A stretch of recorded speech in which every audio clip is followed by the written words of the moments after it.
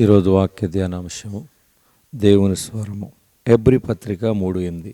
నేడు మీరు ఆయన శబ్దము విని ఎడల మీ హృదయములను కఠినపరచుకొనకుడి. దేవుడు తన ప్రజల అరణ్యయాత్రలో వారి అవసరతలను బట్టి ఆయా రీతులలో అద్భుతములు చేశాడు, కానీ వారు ఆయనను సంపూర్ణంగా నమ్మలేదు. ఆయన ఉపకారములను వెంటనే మర్చిపోయారు. ఐగుప్తులో గొప్ప కార్యములు, హాము దేశములో ఆశ్చర్య కార్యములు, ఎర్ర సముద్రం వద్ద భయం పుట్టించు క్రియలను చేసిన తమ రక్షకుడైన దేవుని మరిచిపోయిరి.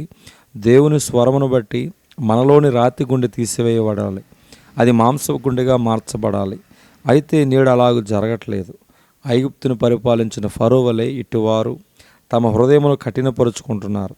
దేవుని బిడ్డలారా, ఆయన మీతో మాటలాడి మిమ్మల్ని నడిపించగోరుచున్నాడు గనుక దేవుని స్వరము ఆలకించండి. యెహోవా స్వరం యొక్క ప్రభావము బహు స్పష్టముగా తెలియచేయుచున్నది. యెహోవా స్వరం బలమైంది, యెహోవా స్వరము ప్రభావం గలది. యెహోవా స్వరము దేవదారు వృక్షమును విరుచును, యెహోవా లెబానోను దేవదారు వృక్షమును మొక్కలుగా విరుచును. కీర్తన 29:4-5. దేవుని బిడ్డలారా, ఆయన స్వరమును వినుటకు సిద్ధముగా ఉండండి.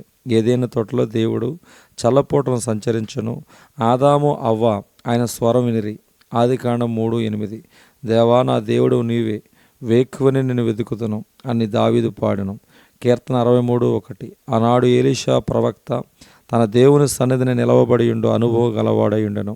ఆత్మతో నింపబడి ప్రవచించు నిమిత్తము వీణ వాయించగల వారిని రప్పించమని కోరును. ఆ ప్రకారమే ప్రవచించు నిమిత్తము దేవుడు ప్రత్యక్షము కావాలని కోరిన బిలాము బలిపీఠములను కట్టించి బలులు అర్పించెను. సంఖ్యాకాండం 24:1-2 నేడు ప్రభువు బలులను నైవేద్యమును కోరటలేదు.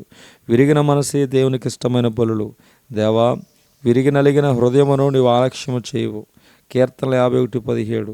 స్తుతి ఆగము అనియు జెహోఫలమనియు పేర్కొనబడు స్థుతులను చెల్లించుండగా దైవ ప్రసన్నత మిమ్మను ఆవరించును. ప్రభు యొక్క మెల్లని స్వరము మీ ఆత్మలో ధ్వనించును.